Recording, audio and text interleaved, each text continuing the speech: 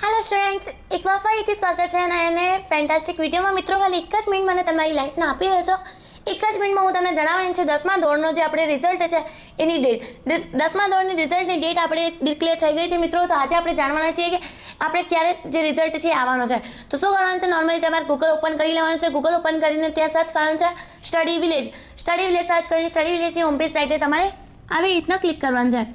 Click કરીને એક નવી પેજ તમારી સ્ક્રીન સામે ઓપન થઈ જશે આવી રીતના. અને નીચેની ઓર તમારે આવી રીતના સ્કોર કરવાનું છે.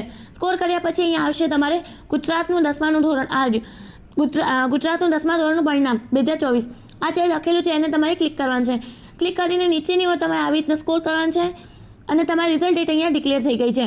રિઝલ્ટ ડેટ છે આપણે 24 એપ્રિલ 2024 8:30 વાગે તમારું જે રિઝલ્ટ છે એનાઉન્સ થઈ જશે મિત્રો.